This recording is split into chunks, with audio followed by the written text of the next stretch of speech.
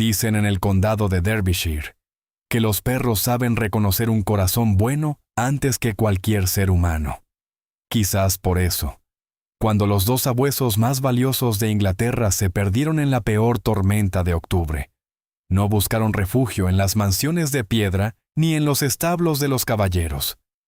Buscaron una puerta azul despintada en la panadería más humilde del pueblo de Ashwell, donde una joven amasaba sola desde antes del amanecer.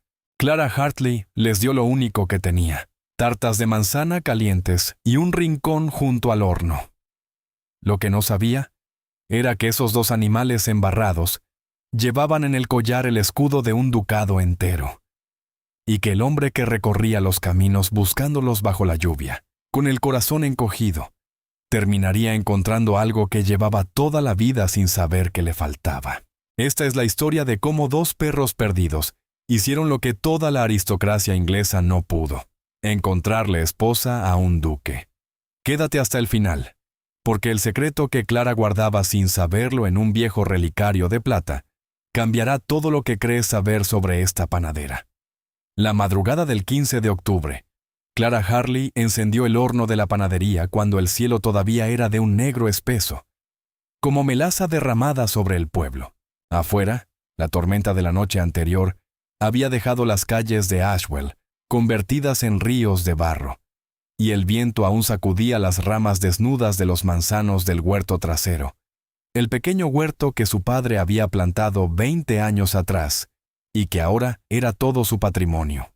Clara trabajaba sola desde la muerte del viejo Thomas Hartley, y aunque las manos le dolían de amasar y las cuentas nunca terminaban de cerrar, había algo en el olor del pan naciendo cada mañana que le devolvía la certeza de que la vida, a pesar de todo, seguía siendo un lugar amable. Se ató el delantal de lino sobre el vestido de lana gris, se recogió el cabello castaño en una trenza apretada y comenzó a pesar la harina en la vieja balanza de bronce con el cuidado de siempre. Desde la ley del pan de 1836, todo panadero de Inglaterra estaba obligado a vender sus hogazas por peso exacto, y un inspector podía presentarse sin aviso y multar a quien despachara una libra incompleta. Su padre se lo había enseñado con una frase que ella repetía como una oración: «El peso justo es la honra del pobre, Clara. Los ricos tienen apellidos, nosotros tenemos la balanza». Fue entonces cuando escuchó el ruido. No era el viento, que conocía de memoria, ni el crujido familiar de las vigas del techo. Era un gemido bajo, lastimero, seguido de un rasguño suave contra la puerta azul del patio trasero. Clara se quedó inmóvil con las manos hundidas en la masa, el corazón latiéndole de pronto en la garganta. Tomó el candil, se limpió los dedos en el delantal y abrió la puerta apenas una rendija. Lo que encontró le arrancó un suspiro que era mitad susto y mitad ternura. Dos sabuesos enormes, empapados hasta los huesos, cubiertos de barro desde el hocico hasta la cola. La miraban desde el escalón con esos ojos oscuros y suplicantes que solo tienen las criaturas que han caminado demasiado. Uno de ellos mantenía la pata delantera izquierda encogida contra el pecho, sin apoyarla, y temblaba con estremecimientos largos que le recorrían todo el lomo. El otro se mantenía pegado a su compañero herido, como un centinela, y fue este el que dio un paso adelante y apoyó la cabeza mojada, con una delicadeza casi humana, contra la falda de Clara. «Por todos los cielos», murmuró ella, y ya no hubo decisión que tomar, porque su corazón la había tomado antes de consultarle. «Pasen, pasen los dos. Nadie se queda afuera con este frío, ni con 2 patas ni con 4. Los acomodó primero sobre unos sacos de harina vacíos, cerca del calor, y examinó la pata del herido con la paciencia que su padre le había enseñado a tener con las cosas rotas. No había hueso quebrado, gracias al cielo. Era un corte feo en la almohadilla, hinchado y sucio de barro, la clase de herida que duele a cada paso y no deja huir más lejos. Clara calentó agua con sal, limpió la pata milímetro a milímetro mientras le hablaba en murmullos. «Ya pasó, valiente, ya pasó. Nadie te va a lastimar bajo este techo». Y el animal, que habría podido arrancarle la mano de un mordisco, Se limitó a temblar y a mirarla con una confianza tan absoluta que a ella se le apretó la garganta. El otro sabueso supervisaba la operación con la cabeza apoyada en el borde de la mesa, atento a cada gesto, y cuando Clara terminó de atar la venda de lino limpio, el guardián le lamió la muñeca una sola vez, despacio, como quien firma un pacto. «Ya está», susurró ella, sentada en el suelo de su cocina a las 5 de la mañana, con el pan atrasado y el delantal arruinado, y una sensación absurda de que aquella madrugada terrible era, de alguna manera que no sabía nombrar, un regalo. Los sabuesos entraron después al corazón de la casa con una timidez extraña en animales tan grandes, las uñas repiqueteando sobre las baldosas, y se instalaron junto al horno encendido como si toda la vida hubieran sabido que ese rincón existía para ellos. Clara les llevó agua, luego los restos del guiso de la cena, y cuando vio que el herido apenas comía, hizo algo que después el pueblo entero contaría entre risas y suspiros. Cortó en trozos la primera tarta de manzana del día, la que siempre reservaba para la vitrina, la dejó entibiar y se la ofreció en la palma de la mano. El sabueso herido olfateó, dudó, y comió con una suavidad conmovedora, rozándole apenas los dedos con el hocico, mientras su compañero esperaba su turno sin empujar, con una educación que Clara jamás había visto en los perros del pueblo.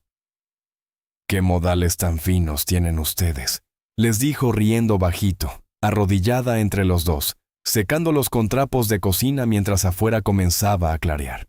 Fue al secarle el cuello al herido cuando sus dedos tropezaron con algo duro bajo el barro. Un collar de cuero magnífico, cosido a mano, del que colgaba una placa de plata maciza. Clara la frotó con la punta del delantal, acercó el candil y se quedó sin aire. Grabado en la plata, nítido y solemne, había un escudo de armas coronado, y debajo, una sola palabra que hizo que la cocina entera pareciera encogerse a su alrededor.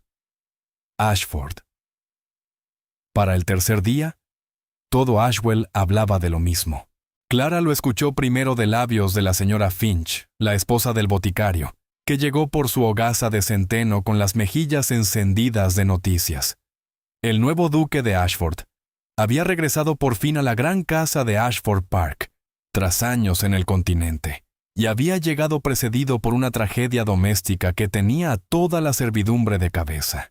Durante la tormenta del 14, el carro que transportaba sus perros desde Londres había volcado en el camino del norte, y sus dos sabuesos favoritos, criados por él mismo, decían, alimentados de su propia mano desde cachorros, habían huido despavoridos en la oscuridad. «Ofrece 20 guineas a quien los devuelva, querida».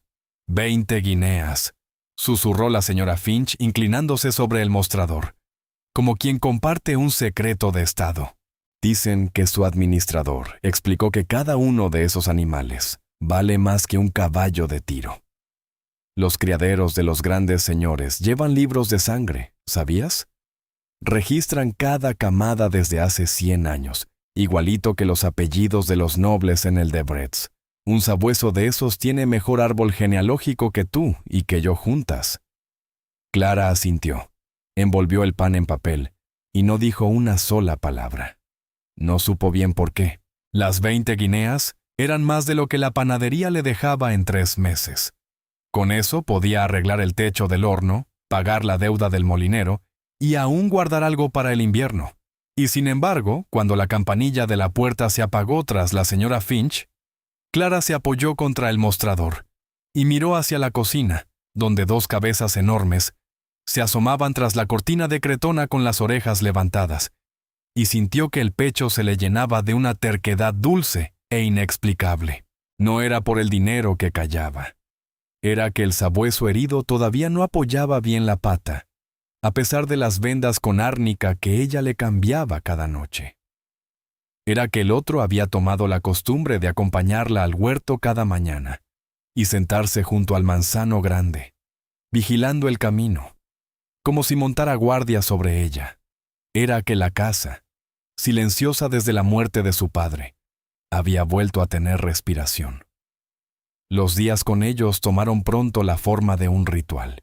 Al alba, mientras el horno tomaba temperatura, Los dos la seguían al huerto y esperaban sentados bajo el manzano grande a que ella recogiera la fruta caída por la helada. Al mediodía dormitaban bajo el mostrador, y más de un cliente salió de la panadería con su hogaza y la noticia de que la muchacha Hartley tenía ahora 2 guardianes del tamaño de terneros. Y al caer la tarde, cuando cerraba la tienda, Clara descubrió que había recuperado una costumbre que creía enterrada con su madre: leer en voz alta. Sacaba el viejo volumen de Wordsworth, el de tapas gastadas que su abuela Margaret le había dejado a su madre y su madre a ella, y les leía junto al fuego, y los sabuesos la escuchaban con las orejas atentas, como si los versos sobre campos y abadías les hablaran de lugares que conocían. A veces, al guardar el libro, Clara rozaba el relicario de plata que llevaba al cuello, y pensaba en esa abuela de la que apenas quedaban 3 cosas: un libro de poemas, un relicario con un grabado misterioso, y una frase que su madre repetía con una sonrisa triste: tu abuela caminaba como una reina y amasaba como una campesina, y jamás quiso explicar ninguna de las 2 cosas. No los estoy escondiendo, les explicó esa noche, mientras pelaba manzanas junto al fuego y los dos la observaban con devoción hipnotizada. Los estoy curando. Cuando esa pata sane, yo misma los llevo a Ashford Park, con carta y todo, y sin cobrar ni un penique. Palabra de Hartley. El sabueso sano ladeó la cabeza, escéptico, y Clara se rió sola por primera vez en meses. Está bien, está bien. Quizás también me gusta la compañía. ¿Contento? Les había puesto nombres provisionales, porque no se puede querer a alguien sin nombre. Al herido lo llamaba Canela, por el color de sus orejas, y al guardián lo llamaba Trigo. Ignoraba que en los libros del criadero ducal, esos mismos animales figuraban con nombres de constelación: Castor y Pollux, los gemelos inseparables del cielo, bautizados así por un muchacho solitario de 16 años que en aquel entonces todavía no era duque de nada, y que había aprendido astronomía en las noches sin amigos de un internado helado. La tarde del 6º día, mientras el sol se ponía detrás de una cortina de llovizna fina, Clara estaba sacando del horno la última tanda de tartas, cuando Trigo se levantó de golpe junto a la puerta, tenso, con el hocico apuntando hacia el frente de la tienda. Un instante después, sonó la campanilla, y con ella entró el aire frío del camino. En el umbral de la panadería había un hombre alto que ella no había visto en su vida.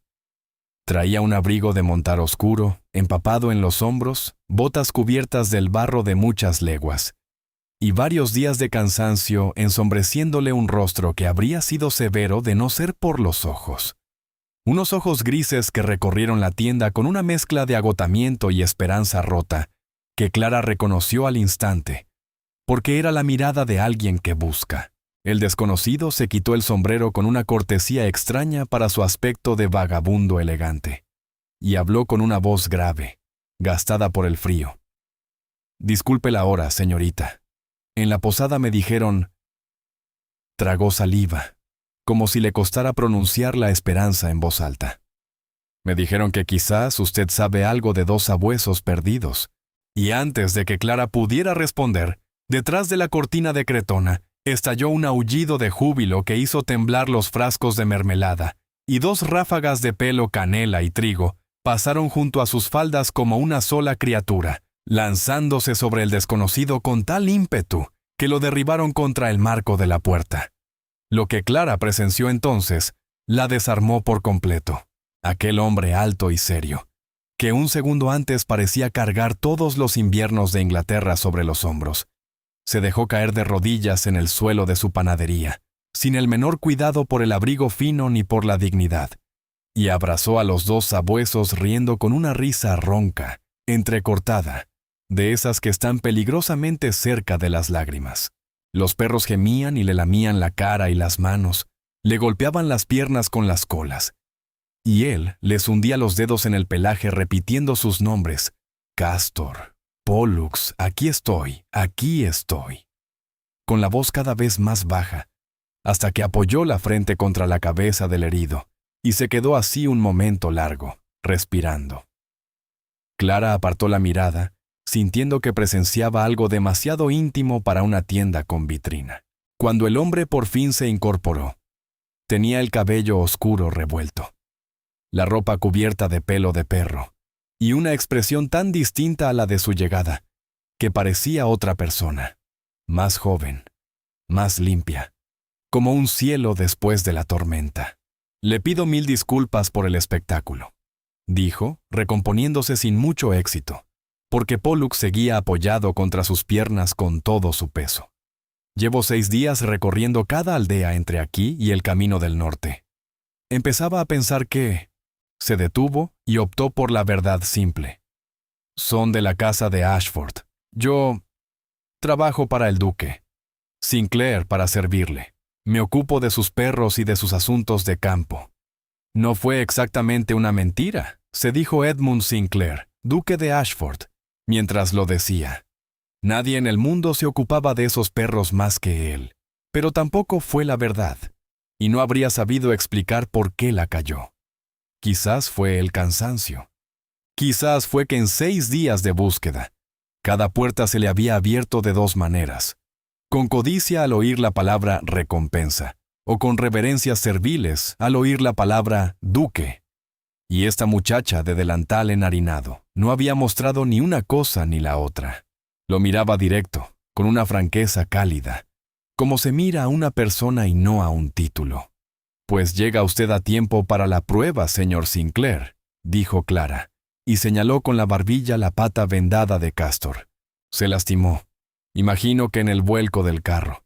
Ya casi sana, pero no debería caminar leguas todavía. Siéntese, que igual está usted más mojado que ellos cuando llegaron». Y sin esperar respuesta, porque en su cocina mandaba ella, lo instaló en la silla junto al horno, colgó el abrigo empapado cerca del fuego y puso la tetera. Le sirvió el té observando sin querer sus manos, demasiado finas para un montero, pensó fugazmente, aunque tenían una cicatriz honesta en el pulgar. Y le acercó el azucarero antes de servirse ella, porque su madre le había enseñado que la anfitriona sirve primero al huésped y se sirve al final, que así lo hacían hasta las duquesas. En Inglaterra podía faltar el pan, pero jamás el orden sagrado de la tetera. Luego cortó 2 porciones generosas de tarta de manzana todavía tibia. Edmund probó un bocado por cortesía, y el segundo por asombro. Era, sencillamente, la mejor tarta que había comido en su vida. Manzanas del huerto apenas ácidas, canela justa, una masa que se deshacía como una promesa. Entendió de golpe, con una punzada de celos absurdos, por qué sus perros no habían querido volver a casa. Mientras él comía, Clara notó cosas pequeñas que guardó sin examinar, como se guardan monedas extranjeras, que el hombre sostenía la taza sin rodearla con la mano entera, apoyando apenas los dedos, con una elegancia que desentonaba con sus botas embarradas. Que al mencionar ella la ley del pan y las multas del inspector, él preguntó por el precio de la harina y el margen de la panadería con preguntas demasiado precisas para un montero, y frunció el ceño al escuchar la cifra, como si hiciera cuentas que le importaban, y que cuando Castor gimió en sueños junto al fuego, sacudido por alguna pesadilla de tormentas y caminos, el señor Sinclair bajó la mano hasta el lomo del animal sin interrumpir la frase, sin mirarlo siquiera, con el gesto automático de quien ha consolado a esa criatura 1000 veces en la oscuridad. «Cuida a los perros del duque como si fueran hijos suyos», pensó Clara con una simpatía creciente, y se levantó a cortar la tarta sin sospechar que la palabra que buscaba no era cuidador. «Ellos también opinan que es buena», comentó Clara con una sonrisa, viendo a Castor apoyar el hocico en la rodilla del visitante mientras vigilaba de reojo el plato. Llegaron muertos de hambre y no quisieron el guiso. En cambio, la tarta, debí sospechar ahí mismo que eran perros de duque. Paladar exigente. Edmund se rió y le sorprendió el sonido de su propia risa, oxidada por el desuso. Se quedó más de lo debido. Preguntó por la pata, por el árnica, por el huerto. Escuchó la historia del panadero Thomas Harley y su balanza justa. Contó, a cambio, que Castor y Pollux eran hermanos de camada, y que uno no comía si el otro no comía. Afuera anocheció del todo, cuando por fin se levantó para irse, con Pollux pegado a sus botas. Miró la pata vendada de Castor, y luego a Clara, y las palabras le salieron antes de poder examinarlas. No puede caminar hasta Ashford Park en este estado. Sería mucho abuso si se quedan con usted unos días más hasta que sane. Yo vendría a verlos, a ver cómo sigue, con frecuencia. Clara aceptó con una alegría que no intentó disimular, y ya en la puerta, cuando el hombre se calaba el sombrero bajo la llovizna, la campanilla volvió a sonar. Era el señor Finch, el boticario, que venía por el ungüento que le había prometido a Clara. El boticario miró al desconocido, parpadeó, palideció, y abrió la boca con la inconfundible expresión de quien está a punto de decir «Su Excelencia». Edmund fue más rápido. Tendió la mano al boticario con firmeza de acero envuelta en cortesía. «Sinclair, de la casa de Ashford. Usted debe ser el boticario del que la señorita Hartley habla maravillas». Y algo en sus ojos grises, un ruego silencioso montado sobre una orden, hizo que el pobre señor Finch tartamudeara un «para servirle» y se guardara la reverencia a medio hacer. Esa noche, en la trastienda de la botica, el boticario le contó a su esposa lo ocurrido, y la señora Finch, que era chismosa pero no tonta, tomó una decisión que selló el destino de todos. Si el duque de Ashford quiere ser el señor Sinclair en la panadería de Clara Hartley, marido mío, será porque el corazón le pide una puerta donde entrar sin corona. Nadie en este pueblo va a cerrársela. Y así, con esa conspiración de ternura que solo los pueblos chicos saben tejer. Ashwell entero fingió no saber lo que todo Ashwell sabía, y las visitas del monseñor Sinclair a la Puerta Azul se volvieron parte del paisaje, como las campanas de la iglesia o el humo del horno al alba. Venía 2, 3, hasta 4 veces por semana, siempre con excusas de una fragilidad conmovedora, que traía un ungüento nuevo del veterinario de la casa grande, que Pollux necesitaba correr y él pasaba casualmente hacia los prados, que en Ashford Park sobraban manzanas de la última cosecha y era pecado desperdiciarlas. Llegó con 2 canastas enormes, y Clara jamás sospechó que un duque había recorrido personalmente sus invernaderos al amanecer, eligiendo fruta como quien elige palabras para una carta. Se quedaba en la cocina mientras ella trabajaba, con Castor dormido sobre sus botas, y hablaban de los perros primero, claro, ese idioma seguro, luego de libros, y Edmund descubrió con asombro que la panadera había leído a Wordsworth en un volumen heredado y ajado, y que hablaba de los poemas sin afectación, como se habla del clima o del pan, que es como se debe hablar de la poesía. Un martes en que la encontró remendando el fuelle del horno, se quitó el abrigo, se arremangó la camisa y trabajó el cuero con ella codo a codo toda la tarde. Y esa noche, de regreso en la inmensidad helada de Ashford Park, cenando solo bajo retratos de antepasados que lo miraban con desaprobación, Edmund comprendió con una claridad aterradora que la casa más grande del condado tenía menos hogar que una cocina con 2 perros y una mujer que se reía con harina en las pestañas. Hubo un gesto, en la 3ª semana, que Clara guardaría para siempre en la memoria.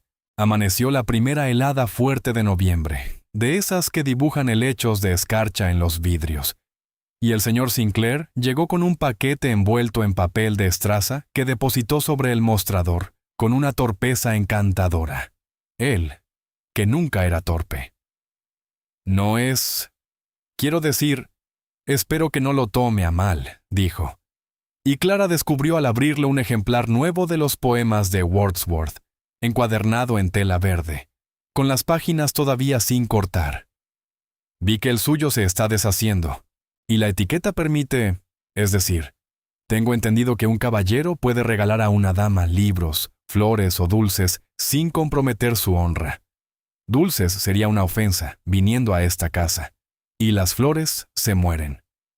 Clara se rió hasta que le dolieron las mejillas, y luego, pasando los dedos por la tela verde, sintió que los ojos le ardían un poco, porque nadie le regalaba nada desde la muerte de su madre, y porque aquel hombre serio había estudiado las reglas de la etiqueta como un colegial para poder darle algo sin faltarle al respeto.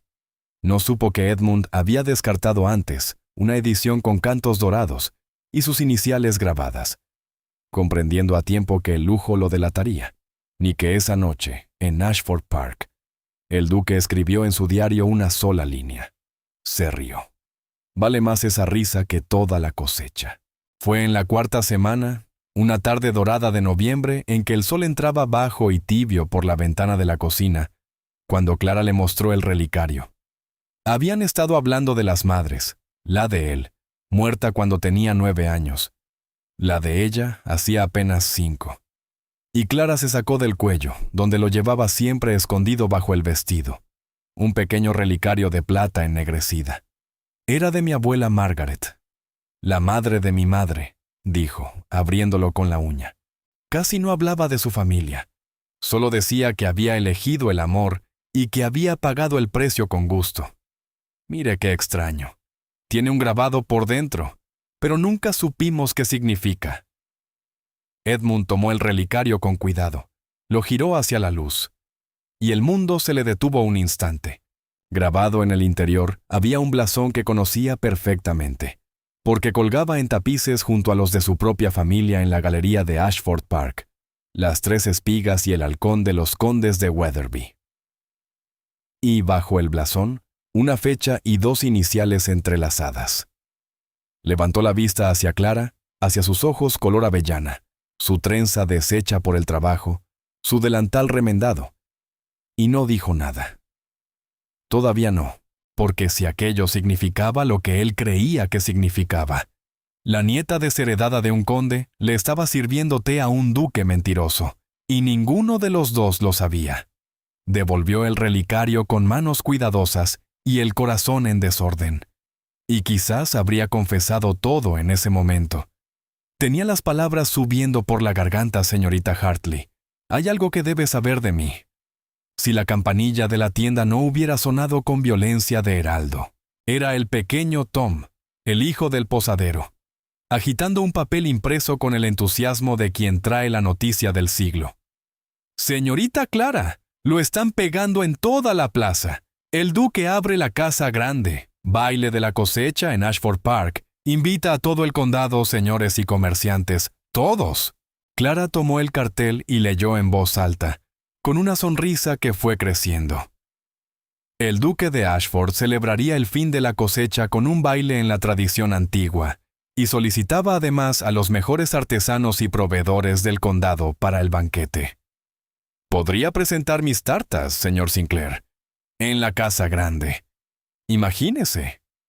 Y entonces se detuvo, porque se le ocurrió la idea más natural y más terrible del mundo. Se volvió hacia él con los ojos brillantes de ilusión y le preguntó, con toda la inocencia de quien no sabe que está poniendo un ducado entero de rodillas: «Usted trabaja allí, usted lo conoce. Dígame, señor Sinclair, ¿cómo es el duque? ¿Cree que a un hombre como él podrían gustarle las tartas de una panadera?» La pregunta quedó flotando en la cocina como el vapor de la tetera. ¿Cómo es el duque? ¿Cree que a un hombre como él podrían gustarle las tartas de una panadera? Edmund sintió que el suelo de baldosas se convertía en hielo delgado bajo sus botas. Tenía 3 caminos: la mentira cómoda, la confesión abrupta, o esa tercera senda peligrosa que eligen los enamorados, que es decir la verdad con otro nombre.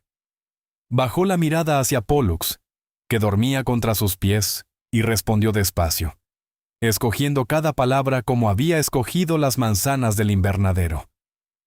«El duque es un hombre que ha estado mucho tiempo solo.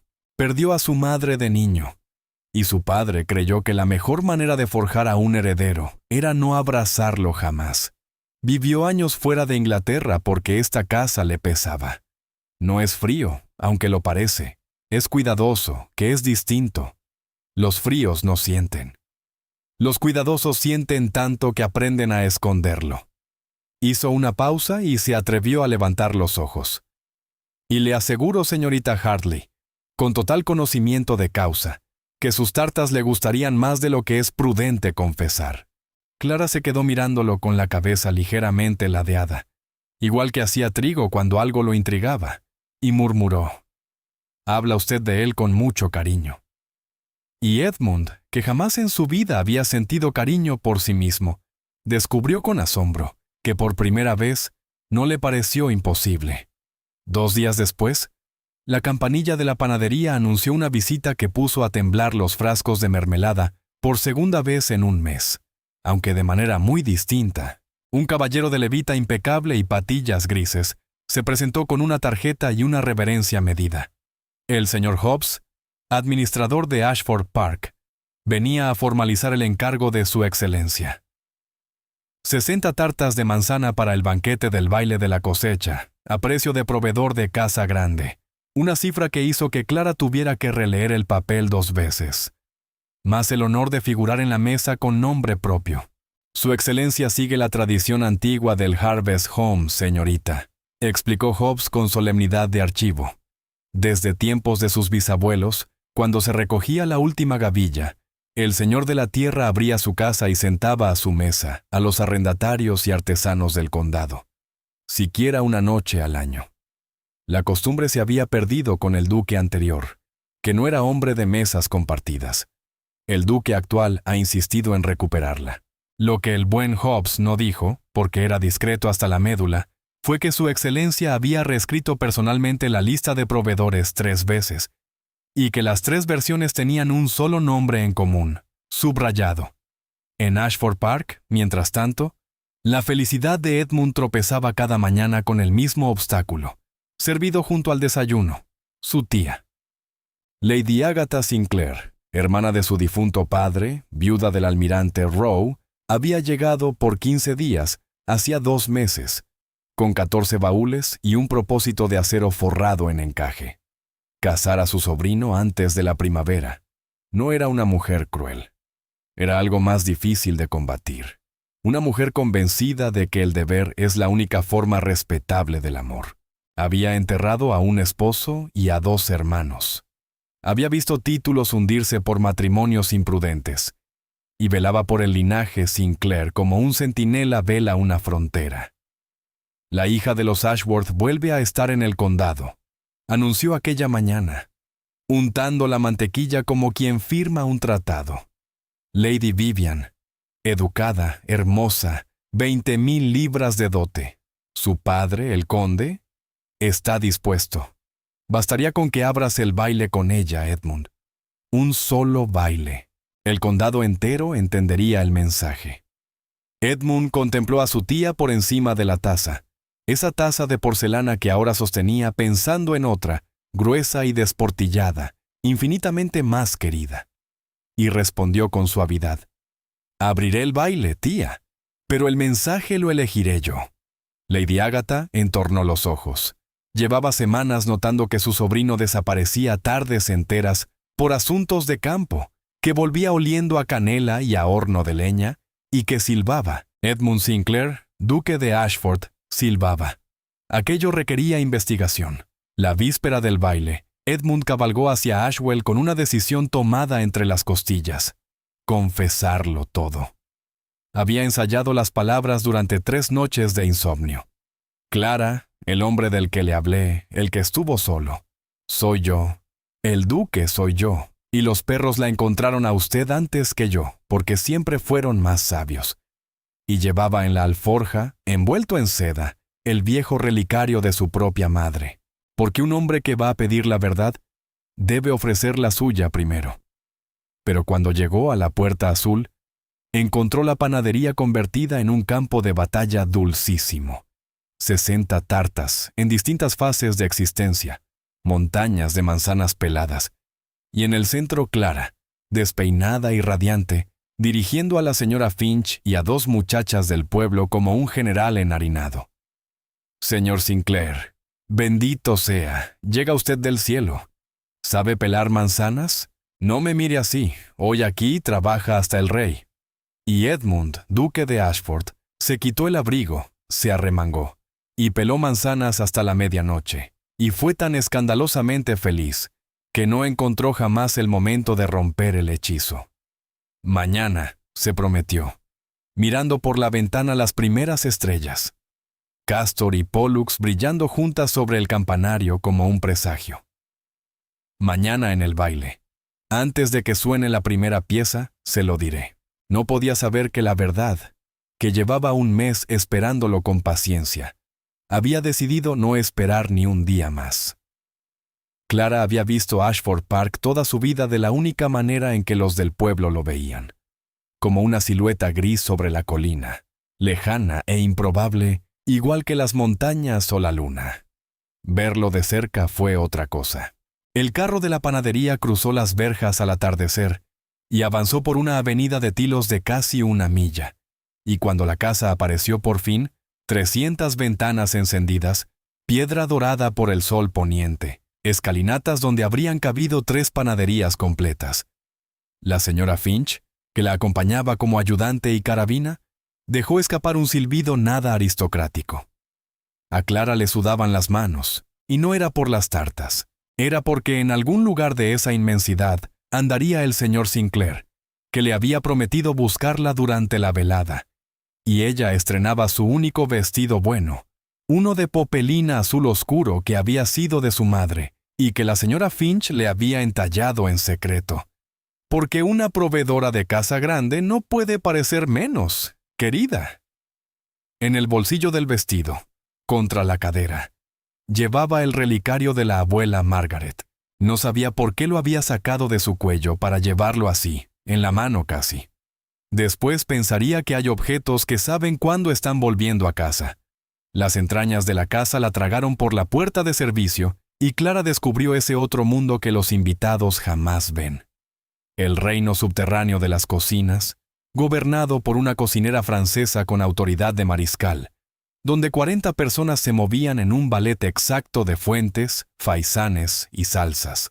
Aprendió en 10 minutos lo que la servidumbre de una casa grande tarda años en enseñar a los nuevos: que existía una puerta forrada de paño verde, la famosa Green Baize Door, que separaba con precisión de frontera el territorio de los señores del territorio del servicio, y que el paño grueso no estaba ahí por elegancia, sino para que ningún ruido de ollas, ninguna voz, ninguna vida de las de abajo, cruzara jamás hacia los salones de arriba. Sus 60 tartas fueron recibidas con honores. La cocinera francesa probó una esquina de masa, cerró los ojos y dictó sentencia con acento imperial: «Mais en fin, al menos algo inglés que sabe a algo». Clara flotaba, y entonces el señor Hobbs apareció con una noticia que la desconcertó. Su excelencia había dado instrucciones expresas de que la señorita Hartley y su acompañante no pasaran la velada en las cocinas, sino que subieran al salón como invitadas del Harvest Home, con los demás artesanos del condado. «Órdenes del duque en persona, señorita», insistió 2 veces.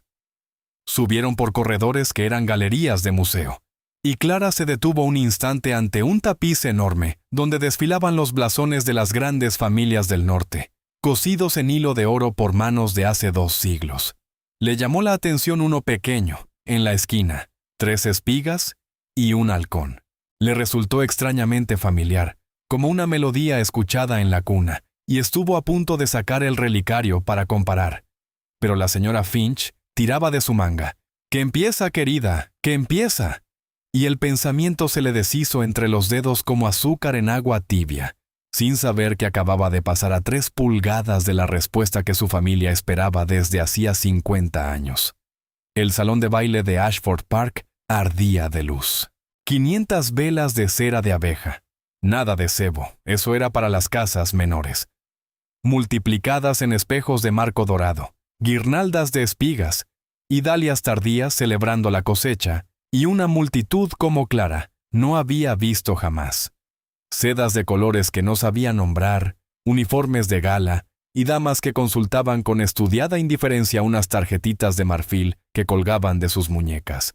La señora Finch, enciclopedia infalible, le sopló al oído: Carnets de baile, querida. Ahí apuntan los caballeros su nombre para cada pieza. Una dama que preste su carnet con demasiada facilidad queda por casquivana, y una que baile 2 veces con el mismo caballero. Uy, esa ya puede ir eligiendo el ajuar, porque el condado la casa solo con el chisme. Clara rió. Se llevó la mano al bolsillo donde dormía el relicario, y en ese momento las conversaciones bajaron como baja el viento antes de un cambio de clima. El mayordomo golpeó el suelo con su vara. Excelencias, milores, damas y caballeros. Su excelencia, el duque de Ashford. Y Clara, de puntillas entre la gente, con una sonrisa de curiosidad todavía puesta en los labios, miró hacia lo alto de la gran escalera para ver por fin al duque del que su querido señor Sinclair le había hablado con tanto cariño. El mundo tiene una manera peculiar de quedarse en silencio cuando un corazón se rompe y se rehace al mismo tiempo. Clara vio bajar la escalera a un hombre alto, de frac negro impecable y banda de seda, con el cabello oscuro por fin peinado y esa manera de moverse que ella conocía de memoria.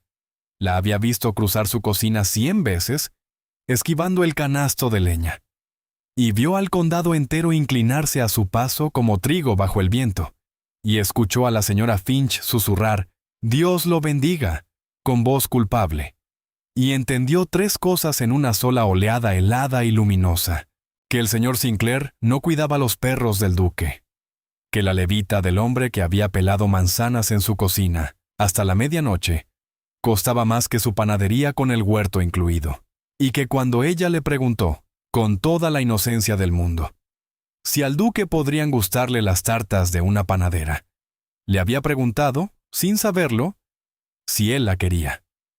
El relicario le pesó de pronto en el bolsillo como una piedra caliente, y entonces sucedió. Edmund, duque de Ashford, alzó la vista desde el pie de la escalera buscando entre la multitud lo único que le importaba de aquella fiesta, y sus ojos grises la encontraron, azul de popelina entre las sedas, inmóvil, con los ojos brillantes de quien acaba de comprender. Y 500 velas vieron al par más poderoso del condado palidecer como un muchacho descubierto en una travesura. Castor y Pollux, que tenían prohibido el salón y les daba exactamente igual, cruzaron entre las piernas de la aristocracia derribando un carnet de baile, y fueron a sentarse, uno a cada lado de Clara, mirando a su amo como diciendo, «Nosotros la encontramos primero, ahora te toca a ti». Clara no huyó. Después, cuando el pueblo contara la historia 1000 veces junto a 1000 fuegos, ese detalle sería siempre el favorito de las abuelas. No huyó. Sostuvo la mirada del duque de Ashford durante 3 segundos eternos, con la barbilla alta y la mano apoyada en la cabeza de Castor, y luego hizo una reverencia lenta, perfecta, exactamente la que el protocolo exigía de una artesana ante un par del reino, ni una pulgada más baja, y se retiró del salón con los 2 sabuesos escoltándola como una guardia de honor. No corrió, caminó, y Edmund, en el pie de su propia escalera, con su tía a 3 pasos, y Lady Vivian Ashworth esperando la apertura del baile, y 300 invitados pendientes de su primer gesto, vivió el instante más importante de su vida, sin que nadie lo notara. El instante en que un hombre decide qué es lo que no está dispuesto a perder. Se volvió hacia el director de la orquesta. La primera pieza, 15 minutos de retraso. Toquen algo mientras tanto. Se inclinó ante Lady Vivian con impecable cortesía. «Milady, le suplico me disculpe. Hay un asunto de honor que no admite espera». Y ante los ojos dilatados de Lady Agatha y de medio condado, el duque de Ashford cruzó su salón de baile a grandes pasos, abandonando su propia fiesta, siguiendo a una panadera y a 2 perros. La encontró donde el instinto le dijo que la encontraría, porque a esa altura conocía sus refugios como los suyos. En el invernadero de los naranjos, la larga galería de cristal y hierro donde los jardineros abrigaban del invierno los árboles frutales, y aquella extravagancia carísima de los grandes señores, las piñas tropicales, que costaban tanto criar en Inglaterra que muchas casas las alquilaban solo para lucirlas de centro de mesa, y devolverlas sin comer. Clara estaba de pie entre los naranjos en flor, de espaldas, muy quieta, y el aire olía a azahar y a tierra tibia. Señorita Hartley. Ella no se volvió. ¿Sabe lo más gracioso, Excelencia?, dijo, y su voz no sonaba rota, sino serena, y esa serenidad lo asustó más que cualquier llanto. Que no me duele que sea usted duque. Me da igual el título. Le di tarta a sus perros sin saber que tenían escudo, y le di mi amistad a usted sin preguntarle el apellido. Lo que me duele es más chiquito y más grande. Todo el pueblo lo sabía, ¿verdad? La señora Finch, el boticario, el niño Tom. Todos me dejaron ser la única tonta del cuento. Se volvió por fin, y le sostuvo la mirada con dignidad intacta y ojos húmedos. Y ahora dígame la verdad completa, porque me la he ganado. Esas tardes en mi cocina, las manzanas peladas, el libro verde. ¿De quién eran? ¿Del hombre o del disfraz? Porque yo puedo perdonar el nombre falso, Excelencia. Lo que no podría soportar es que las tardes también fueran falsas.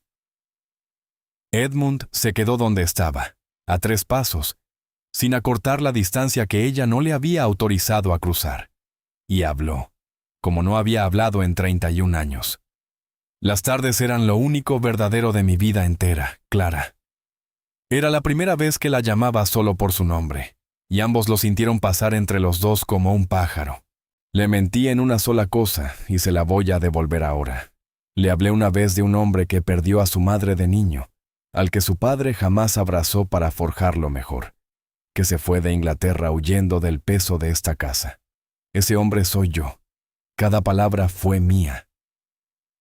Cuando aquella tarde usted me preguntó cómo era el duque, yo le respondí con mi confesión más honda, la que nunca le hice a nadie. Y usted le dijo a ese hombre, habla usted de él con mucho cariño. Y yo, se le quebró la voz, la dejó quebrarse. Yo llevaba toda la vida esperando que alguien hablara de mí de esa manera sin saber lo que valgo en libras esterlinas. Vine 1000 veces con excusas de ungüentos y manzanas porque en su cocina, por primera vez, alguien me quería sin motivo. Aquí soy el duque de Ashford, dueño de todo lo que ve. Allí era solamente un hombre al que usted le servía el té primero, por etiqueta, y le guardaba la esquina más dorada de la tarta, por cariño. Le juro por la memoria de mi madre que si pudiera elegir un solo nombre para el resto de mi vida, elegiría el que usted pronunciaba al abrirme la puerta. Dio entonces un único paso, despacio, y abrió la mano. En la palma llevaba el relicario de su madre.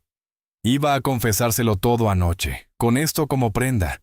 Me faltó valor entre tanta manzana. Clara Hartley, no le pido que perdone al duque. Le pido que le permita al señor Sinclair seguir viniendo los martes. Clara miró el relicario en aquella mano tendida. Una mano de uñas limpias y cicatriz, honesta en el pulgar, que había pelado manzanas y remendado fuelles y consolado perros en la oscuridad. Y algo en su pecho, que se había apretado como un puño en el salón de baile. Comenzó a abrirse dedo por dedo. Sacó entonces del bolsillo su propio relicario, el de la abuela Margaret, y lo puso junto al de él. Plata vieja contra plata vieja, y dijo con media sonrisa temblorosa. Los martes y los viernes, que es cuando hago la tarta de manzana. Y quizás el duque de Ashford habría cometido ahí mismo la locura perfecta de besarle la mano a una panadera entre los naranjos, si una voz no hubiera cortado el aire del invernadero como una cuchilla envuelta en terciopelo. Vaya, de modo que era esto. Lady Agatha Sinclair estaba en la puerta de cristal, imperial en su seda gris perla, con el abanico cerrado como un cetro. Su mirada fue de su sobrino a la muchacha, de la muchacha a los 2 relicarios unidos en aquellas manos, y ahí se detuvo. Se detuvo de un modo extraño. Lady Agatha dio 2 pasos. Palideció bajo el colorete. Y con una voz súbitamente envejecida, una voz de 50 años atrás, preguntó: «Niña, ¿de dónde ha sacado usted el relicario de Margaret Weatherby?» El silencio en el invernadero se volvió tan hondo que se escuchaba a las polillas rozar los cristales. Clara cerró instintivamente los dedos en torno al relicario como protegiéndolo y respondió con la verdad simple de los suyos. Era de mi abuela, señora. Margaret Hartley se llamó desde que se casó con mi abuelo, el panadero de Ashwell. Nunca nos dijo su apellido de antes. Lady Agatha buscó a tientas el banco de hierro del invernadero y se sentó, ella, que jamás se sentaba sin que se lo ofrecieran, y por un momento la formidable guardiana del linaje Sinclair desapareció, y en su lugar quedó una anciana mirando un fantasma. Margaret Weatherby, repitió, hija del conde de Weatherby, la debutante más celebrada de 3 condados. Yo tenía 15 años y ella 19, y era mi amiga. Me enseñó a bailar el vals cuando el vals todavía escandalizaba a las madres. En el 71 desapareció. Una noche de junio. La versión oficial fue que había muerto de unas fiebres en el extranjero. El conde vistió luto, prohibió su nombre y mandó descolgar sus retratos. Pero las muchachas sabíamos la otra versión, la que se contaba con las velas apagadas, que Margaret se había fugado al norte, a Escocia, a Gretna Green, donde no alcanzan las leyes inglesas del matrimonio, donde no hacen falta ni el permiso del padre ni las amonestaciones, donde un herrero casa a los enamorados sobre el yunque en 5 minutos. Que se había fugado. Levantó los ojos hacia Clara y los tenía brillantes, con un hombre que olía a pan. Mi abuelo, dijo Clara en un hilo de voz, y las piernas la obligaron a sentarse también, en el otro extremo del banco. Thomas Hartley, el viejo, panadero, como mi padre, como yo, la abuela decía, se le escapó una risa incrédula, húmeda. Decía que había elegido el amor y pagado el precio con gusto. Caminaba como una reina y amasaba como una campesina. Ahora entiendo las dos cosas. Edmund permanecía de pie, inmóvil entre los naranjos, sintiendo que las piezas caían una tras otra con un ruido silencioso y enorme. El blasón de las 3 espigas y el halcón, los modales finos aprendidos de una abuela sin pasado. Wordsworth en un volumen heredado. Esa dignidad natural de Clara que ninguna panadería enseña. La nieta del conde de Weatherby le había curado los perros y servido el té. Y él, arrodillado ante la aristocracia inglesa entera, no habría podido inventar una ironía más perfecta. Pero fue lo que hizo su tía a continuación, lo que Edmund recordaría hasta el fin de sus días. Lady Agatha extendió su mano enguantada, tomó la de Clara, la giró con suavidad, esa mano áspera de trabajo, con harina eterna bajo las uñas, y la sostuvo entre las suyas mirándola largamente, como se lee una carta llegada con 50 años de retraso.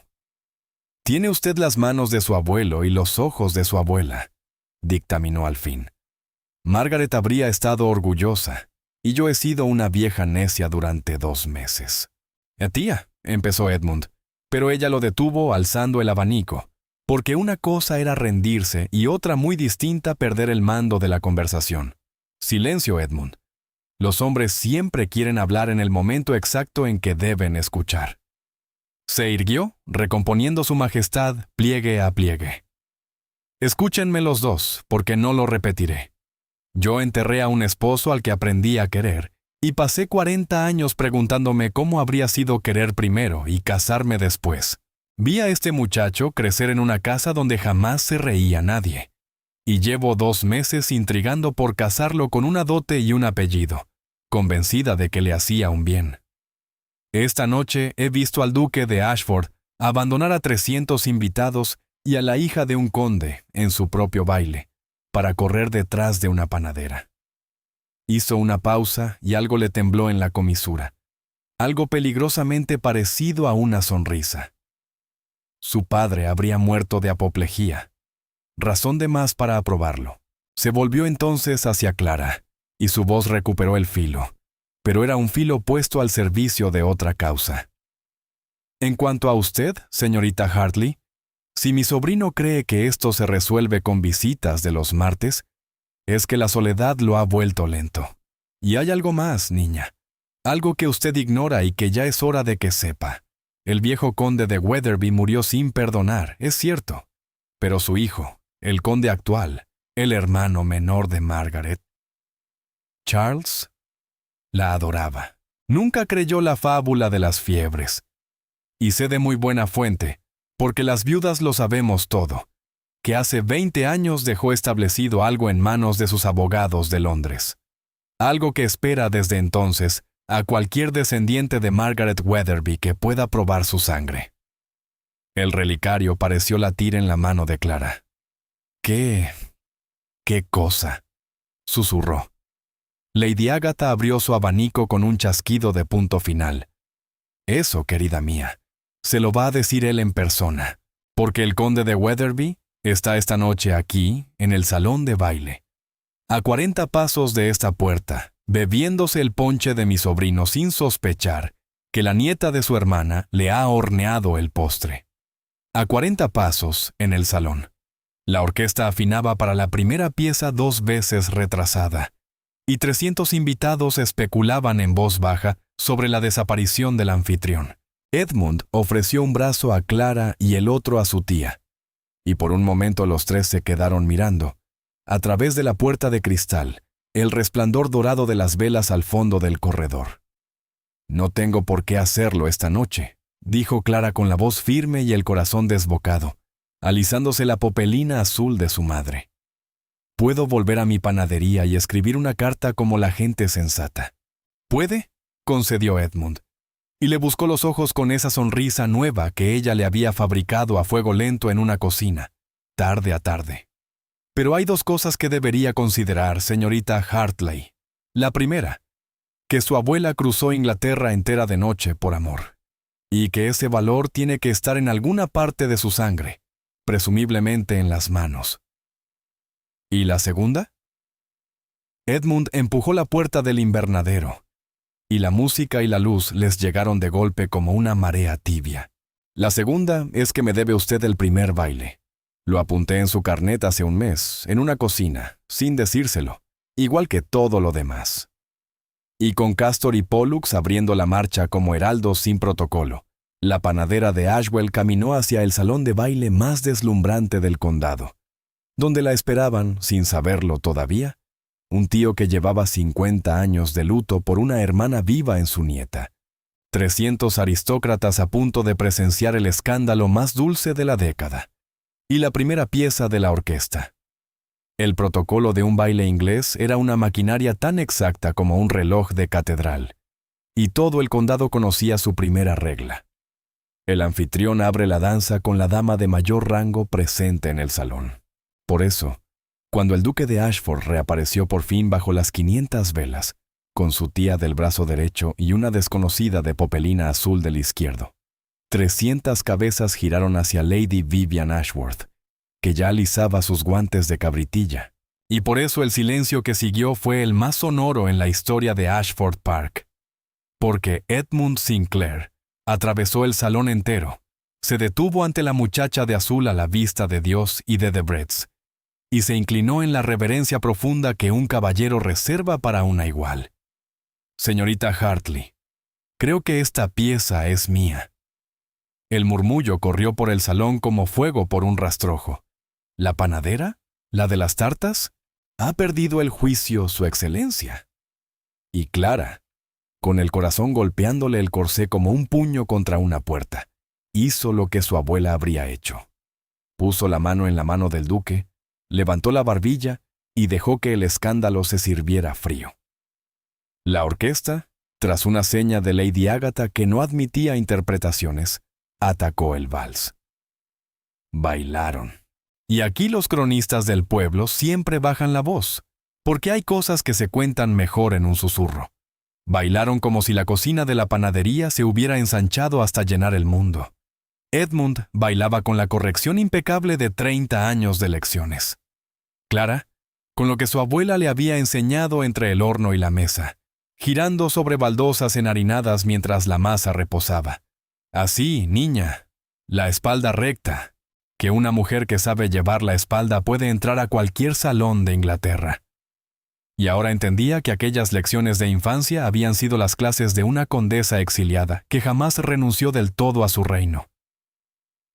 «Nos están mirando 300 personas», murmuró Clara contra el hombro del frac negro. 302, corrigió Edmund con gravedad, señalando con los ojos hacia la puerta de la terraza, donde dos hocicos idénticos empañaban el cristal desde afuera, vigilando la operación con el orgullo de dos casamenteros profesionales. La risa de Clara se escapó en mitad del giro, clara y redonda como una campana de pueblo.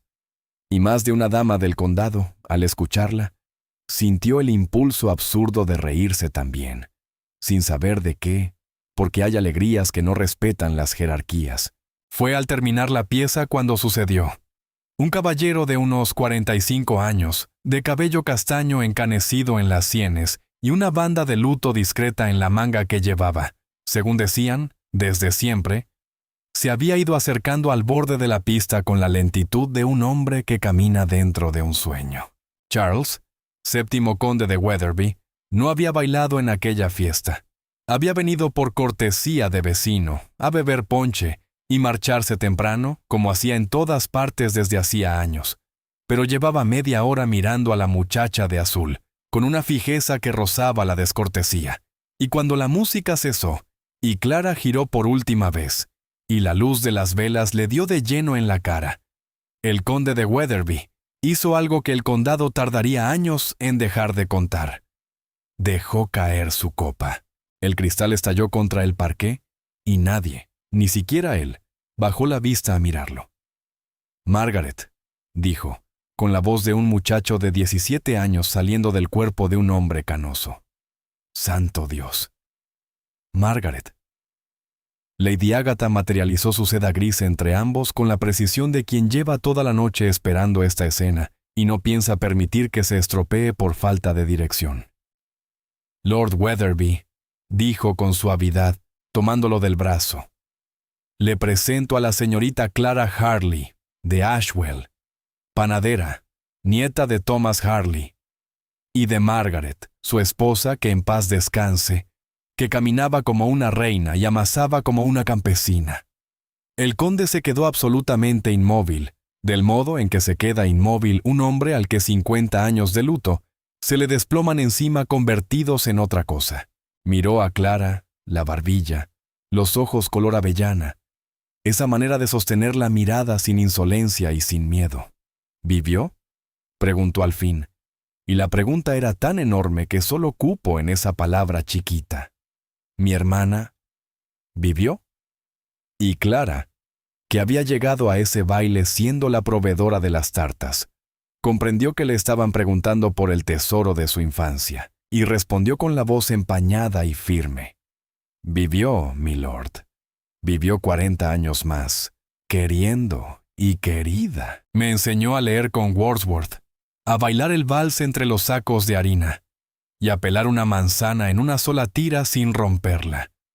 Se murió una tarde de agosto, dormida en el huerto, oliendo a canela, con la mano de mi madre entre las suyas, y hasta el último día llevó al cuello el retrato de un niño que me parece era usted». El conde de Wetherby, par del reino, se cubrió los ojos con la mano ahí mismo, delante de 300 testigos, y a nadie en el salón se le ocurrió fingir que no lo veía llorar, porque hasta la aristocracia sabe reconocer el momento en que el protocolo debe inclinarse ante el corazón. «Hay un salón de música en esta casa», intervino Edmund en voz baja, «y estoy seguro de que ni mi tía ni yo somos necesarios en él». Pero cuando el conde y Clara ya se retiraban, Charles de Wetherby se detuvo, se volvió hacia ella y dijo las palabras que dejaron al condado sin aire hasta el amanecer. «Antes de que hablemos, sobrina, debe usted saber que mañana mismo escribiré a mis abogados de Londres. Hay algo en sus manos que pertenece a la sangre de Margaret desde hace 20 años, y algo mucho más viejo que me pertenece a mí. Medio siglo de pedirle perdón». Los abogados llegaron de Londres el jueves siguiente. 2 caballeros de negro con una caja de documentos lacrados, y se instalaron en la biblioteca de Ashford Park, porque Clara se negó con dulzura inquebrantable a que la reunión fuera en otra parte que no incluyera a la gente que ella quería presente. El conde, el duque, Lady Agatha y, para perplejidad eterna de los juristas, 2 sabuesos dormidos junto al fuego. El señor Pemberton, el abogado mayor, desplegó los papeles con reverencia de sacristán y explicó lo que Charles había hecho 20 años atrás al heredar el condado: reconstituir, libra por libra, la dote que a Margaret le habría correspondido, sumarle los intereses de 2 décadas y blindarlo todo en un fideicomiso a nombre de los descendientes legítimos de Margaret Weatherby, donde quiera que se hallen. Su tío abuelo fue extraordinariamente previsor, señorita, puntualizó Pemberton, ajustándose los anteojos. Constituyó el fondo como patrimonio separado en equidad, la vieja herramienta con que las familias protegían a sus hijas. Debe usted entender que, bajo la doctrina de la coverture, durante siglos, una mujer casada dejaba de existir legalmente. Su propiedad, sus salarios, hasta sus vestidos pasaban a ser del esposo. La ley de propiedad de la mujer casada del 82 ha cambiado al fin buena parte de eso, gracias a Dios, y a 30 años de damas muy tercas. Pero este fideicomiso fue redactado antes y con doble candado. Este dinero será suyo, exclusivamente suyo, se case usted con quien se case. Ni un esposo, ni un duque, y aquí el abogado tuvo la audacia profesional de no mirar a nadie en particular. Podría tocar jamás un chelín. La cifra, cuando la leyó en voz alta, hizo que la señora Finch, que escuchaba con la oreja pegada a la puerta como toda carabina responsable, tuviera que sentarse en el corredor. Pero no fue la cifra lo que quebró la compostura de Clara. Fue la segunda cosa que había en la caja. Un paquete pequeño envuelto en papel de seda amarillento, con una etiqueta escrita por la mano del propio Charles hacía 20 años. Para devolver, si Dios quiere.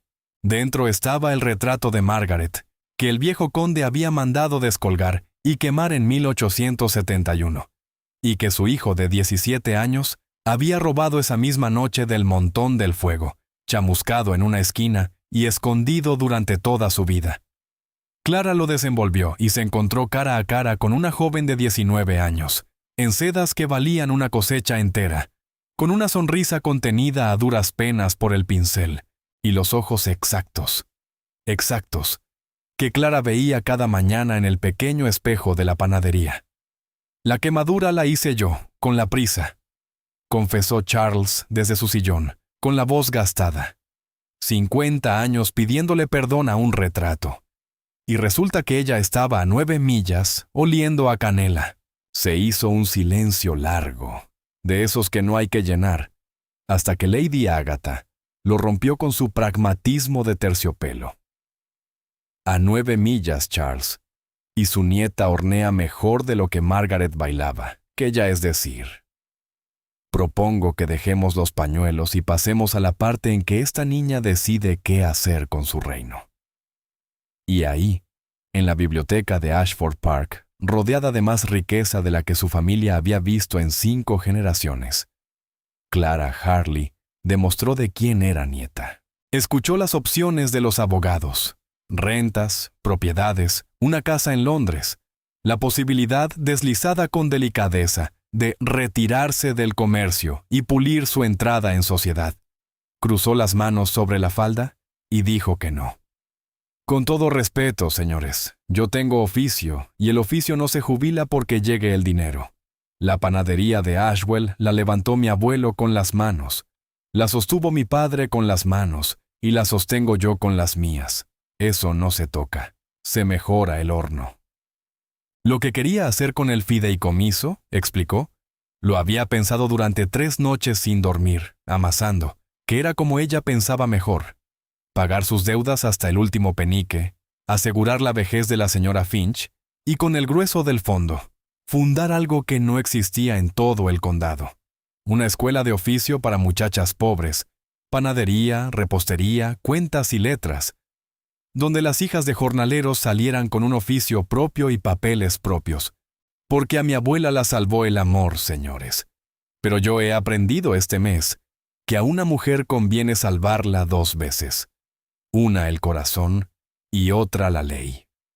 El señor Pemberton se quitó los anteojos, los limpió sin ninguna necesidad, y declaró que en 30 años de profesión había redactado fideicomisos para media cámara de los lores, y que ninguno le había dado tantas ganas de trabajar gratis. No trabajó gratis porque Clara insistió en pagar, que el trabajo se paga, pero esa es otra historia. Edmund la escuchó todo el tiempo desde su sitio junto a la chimenea, sin intervenir ni una vez, y quien lo hubiera mirado con atención, Lady Agatha lo miraba, habría visto a un hombre enamorándose por segunda vez de la misma mujer en un solo otoño. Cuando la reunión terminó y los abogados partieron entre reverencias, y Charles se llevó a su sobrina nieta a caminar por la galería para mostrarle el tapiz de las 3 espigas y el halcón, el duque se quedó a solas con su tía junto al fuego. «Ya no la separa de ti ni el rango ni la fortuna», comentó Lady Agatha, con los ojos en su bordado. «Nieta de conde, heredera con patrimonio propio, y la única mujer de Inglaterra a la que visiblemente no le importa nada de eso. El condado entero espera el anuncio antes de Navidad. ¿Se puede saber qué esperas tú?» Edmund contempló el fuego un momento largo, y su respuesta fue tan extraña que Lady Agatha levantó la vista del bordado. «Espero un viernes, tía». «¿Un viernes?» Ella dijo una vez que los viernes son de tarta de manzana. Hay preguntas que no se hacen en una biblioteca llena de abogados, ni en un salón con 500 velas. Hay preguntas que se hacen donde empezaron. Y esa noche, en su escritorio, el duque de Ashford no escribió a ningún joyero de Londres. Escribió, con infinita concentración y el ceño fruncido de un colegial aplicado, una lista encabezada así: harina, manzanas del invernadero, las ácidas, canela. Preguntarle a la cocinera, en secreto, cómo se hace una masa. El viernes llegó con la primera nevada del año, una nieve temprana y mansa que fue cubriendo Ashwell durante toda la tarde como azúcar glass sobre un bizcocho. Y Clara, que había cerrado la tienda al anochecer, oyó los cascos del caballo conocido y sonrió antes de abrir. Pero al abrir la puerta azul se quedó inmóvil. El duque de Ashford traía nieve en los hombros, un canasto colgado del brazo y la expresión solemne y aterrada de un hombre que va a la batalla. «Señorita Hartley», anunció con toda la dignidad que pudo reunir, «vengo a hornearle una tarta de manzana». Detrás de él, Castor y Pollux se sacudieron la nieve y entraron a ocupar sus puestos junto al horno con la satisfacción de quienes ven, por fin, culminar un plan largamente ejecutado. Lo que siguió fue, según confesión posterior del propio Edmund, más difícil que su examen de griego en Oxford. La masa se le pegó a los dedos, a la mesa, y en un momento particularmente heroico, al codo. Peló las manzanas en trozos irregulares que Clara, mordiéndose la risa, calificó de rústicos, muy de moda, y confundió la canela con la nuez moscada, error del que fue salvado in extremis por un estornudo. Clara lo dejó hacer. No lo corrigió más que lo indispensable. No le quitó el bol de las manos, y en algún momento, viéndolo pelear con el rodillo con las mangas arremangadas y harina hasta en las pestañas, sintió que el corazón le crecía tanto que ya no le cabía detrás del delantal, porque aquel hombre que tenía cocineras francesas y 500 velas había entendido la única cosa que importaba entender de ella, que su reino era ese, y que quien quisiera reinar a su lado tenía que saber inclinarse ante un horno. La tarta salió torcida, dorada de más en un borde, hundida en el centro. Era, objetivamente, la peor tarta que había salido de ese horno en 3 generaciones. La comieron entera. Y cuando Clara servía el té, a él primero, como siempre, por etiqueta, la esquina más dorada para él, como siempre, por cariño. Edmund dejó su taza, se levantó, y ella supo. Lo supo por el silencio que de pronto tenía otra temperatura. Clara se arrodilló sobre las baldosas enharinadas de la cocina, exactamente en el lugar donde una madrugada de octubre ella se había arrodillado a vendar la pata de un sabueso perdido, y sacó del bolsillo no una caja de joyero, sino algo envuelto en un pañuelo de lino, un anillo antiguo, de oro suave y una sola perla. «Era de mi madre», Es lo único que tengo que no me fue dado por ser duque. Me lo dio ella por ser su hijo. La última Navidad. Para la mujer que algún día se le fue la voz, la recuperó. He preparado durante 3 días un discurso, y lo he olvidado completo al cruzar esa puerta. Así que le diré lo que queda cuando a un hombre se le olvidan las palabras elegantes. Usted me abrió la puerta una noche de lluvia sin preguntarme el apellido.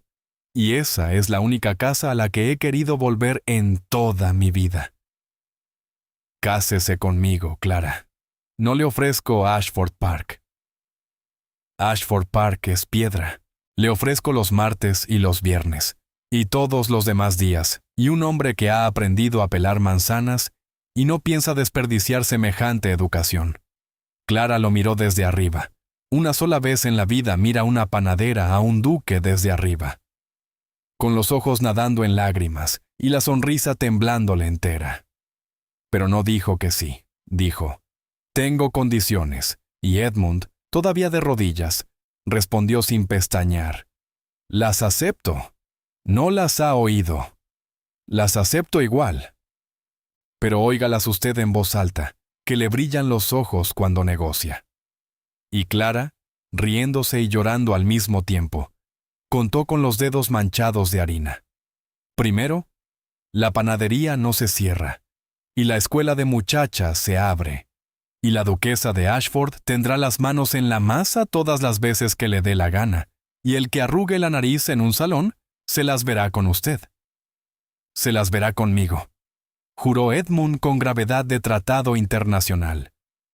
Segundo, los perros duermen dentro, siempre, toda la vida. Eso estaba negociado desde octubre. Y tercero, aquí la voz se le hizo pequeña, y por un momento fue solo una muchacha que había estado muy sola en una casa que olía a pan. Tercero, que cuando yo me equivoque de tenedor delante de sus condes, o se me escape la risa fuerte, o se me note el pueblo, usted no se avergüence de mí. Ni una vez, porque todo lo demás lo aprendo, Edmund, pero eso no lo perdonaría. Edmund se puso de pie entonces. Le tomó la cara entre las manos con esa delicadeza suya de hombre grande que ha aprendido a tocar lo que ama, y le respondió con la frase que las nietas de la señora Finch bordarían años después en un cojín que aún se conserva. Clara Hartley. La primera vez que la vi, usted tenía harina en las pestañas, y me pareció que todas las damas de Londres estaban mal vestidas. Avergüéncese el que quiera. Yo pienso pasarme la vida presumiendo. Y la besó. Un beso suave, torpe de emoción, con sabor a canela y a nieve, el primero de los dos, mientras Castor y Pollux, comprendiendo con su sabiduría antigua que la misión de aquella noche de tormenta quedaba oficialmente cumplida, apoyaron cada uno la cabeza en sus botas y suspiraron a la vez. Se casaron en la primavera, y la boda fue el segundo escándalo más dulce de la década, superado solo por sí mismo a medida que se conocían los detalles. Las amonestaciones se leyeron 3 domingos seguidos en la parroquia de Ashwell, como mandaba la iglesia. Edmund podría haber comprado en Londres una licencia especial del arzobispo de Canterbury, ese privilegio de los grandes que permitía casarse donde y cuando quisieran sin pregones. Se negó en redondo. «Que lo pregonen», dijo. «Llevo demasiado tiempo callándome las cosas importantes». «Que lo pregonen», dijo. «Llevo demasiado tiempo callándome las cosas importantes». Y cada domingo la iglesia del pueblo se llenó un poco más, hasta que el tercer pregón hubo gente de pie en el atrio. El conde de Wetherby exigió entre lágrimas mal disimuladas el honor de llevar a la novia al altar. «Que me pasé la vida sin poder hacer nada por Margaret, y no pienso perderme a hacer esto por su nieta». Lady Agatha tomó el mando del ajuar con mano de almirante, aunque perdió una batalla histórica. Clara se casó de gris, perla suave, no del blanco que la difunta reina había puesto de moda medio siglo atrás, porque el blanco se ensucia de harina en una hora. Y yo pienso amasar el pan de mi boda con mis manos. Lo amasó. Y sobre la mesa del banquete, entre el gran pastel de bodas de la cocinera francesa, hubo 60 tartas de manzana horneadas por la novia, la señora Finch, y las primeras 6 alumnas de la escuela, más una tarta 61, torcida, dorada además en un borde y hundida en el centro, que el novio defendió con el cuerpo cuando quisieron retirarla, porque era la suya. Quien visite hoy el condado y pregunte por aquella historia, será llevado tarde o temprano a 2 lugares. El primero es la panadería de la Puerta Azul de Ashwell, que nunca cerró. La atienden las maestras y alumnas de la escuela Harley para muchachas, donde cada año 20 hijas de jornaleros aprenden panadería fina, cuentas claras y insistencia personal de la fundadora. ¿Qué dice exactamente la ley sobre el dinero que una mujer gana con sus manos? Sobre el mostrador cuelgan 2 retratos.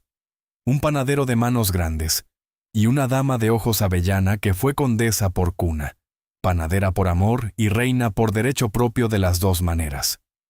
El segundo lugar es Ashford Park, donde el visitante notará cosas que no salen en las guías, que la temible puerta de paño verde que separaba a los señores del servicio se dejó abierta de par en par hace años, y nadie recuerda haberla vuelto a cerrar. Que en el gran salón, junto a los blasones antiguos, hay bordado un escudo nuevo donde alguien con sentido del humor y del honor hizo coser 3 espigas, un halcón y una manzana, y que del ala de las cocinas sale cada viernes, puntual como las campanas, un olor a canela que hace sonreír a los lacayos más solemnes. Porque los viernes, en Ashford Park, no se toca.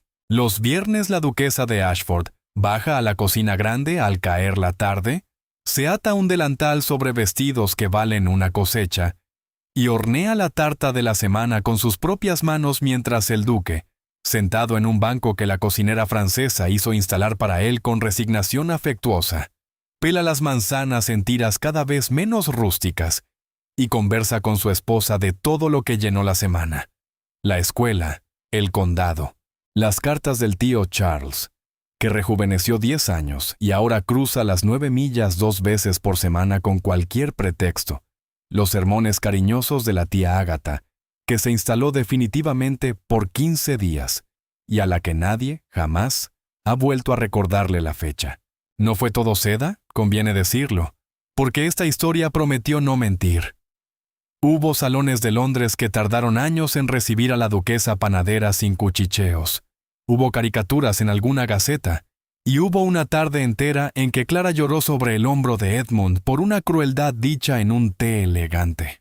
Pero descubrieron juntos algo que ningún tratado de etiqueta enseña: que los desprecios, como los inviernos, se pasan mejor de a 2 y junto a un horno encendido, y que la mejor respuesta a un salón que te cierra la puerta es construir una escuela que abra 20, y están, por supuesto, los perros. Los Castor y Pollux envejecieron con la majestad de 2 senadores, cada vez más lentos, cada vez más grises alrededor del hocico, y jamás perdieron sus 2 privilegios fundacionales: dormir dentro y recibir el primer trozo de la tarta de los viernes, entibiado en un plato, servido antes que a ningún duque. Cuando nacieron los hijos, una niña primero, Margaret, que Dios y el condado la asistan, porque salió a las 2 abuelas a la vez, y luego un varón, Thomas, que a los 4 años ya robaba masa cruda con técnica profesional.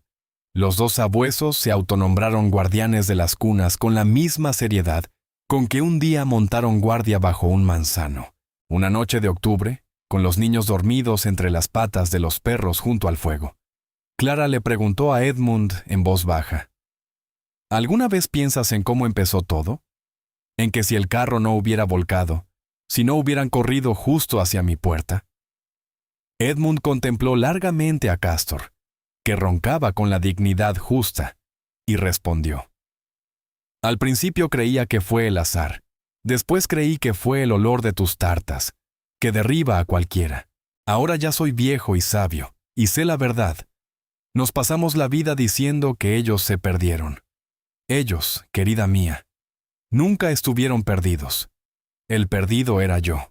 Ellos fueron los únicos de esta familia que siempre supieron exactamente a dónde había que ir.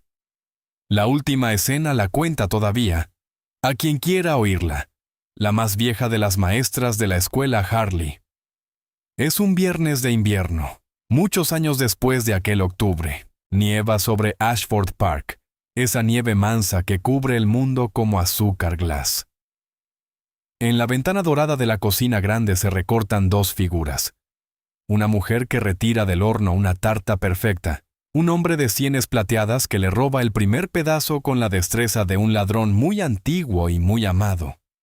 Y abajo, atentos, dos perros jóvenes, nietos de aquellos gemelos del cielo, porque en esa casa los nombres y los privilegios se heredan, esperando su plato tibio. Afuera cae la nieve sobre las tres espigas, el halcón y la manzana. Adentro huele a canela. Y si uno se queda muy quieto bajo la ventana, dicen, puede oírse la risa de la duquesa, clara y redonda como una campana de pueblo, exactamente igual que la primera noche en que dos sabuesos empapados eligieron entre todas las puertas de Inglaterra la única que iba a abrirse con el corazón por delante. Y así termina la historia de Clara y Edmund, la panadera que alimentó a dos perros perdidos sin preguntar cuánto valían, y el duque que descubrió que su verdadero título se ganaba pelando manzanas en una cocina de pueblo. Si esta historia nos deja algo, es esto. La bondad que se da sin esperar nada es la única semilla que siempre florece. Clara no abrió su puerta aquella noche porque los sabuesos llevaran plata en el collar. La abrió porque llevaba el corazón sin cerrojos. Y el amor verdadero, el que vale, no llega preguntando apellidos ni contando monedas. Llega mojado por la lluvia, se sienta junto a tu horno y se queda. Trata con ternura a quien toque tu puerta, aunque llegue embarrado y sin nombre. Nunca sabes si te está trayendo, escondido bajo la tormenta, el resto de tu vida. Si esta historia te calentó el corazón como una tarta recién salida del horno, regálanos un me gusta y suscríbete con la campanita, que aquí horneamos historias como estas cada semana. Cuéntanos en los comentarios, ¿qué habrías hecho tú al descubrir que el señor Sinclair era el duque? ¿Lo habrías perdonado tan pronto como Clara? Y si conoces a alguien que necesite creer otra vez en la ternura, compártele este video. Las buenas historias, como las buenas tartas, saben mejor cuando se comparten. Nos vemos en la próxima historia. Cuídense mucho y dejen siempre una luz encendida para los que andan perdidos en la tormenta.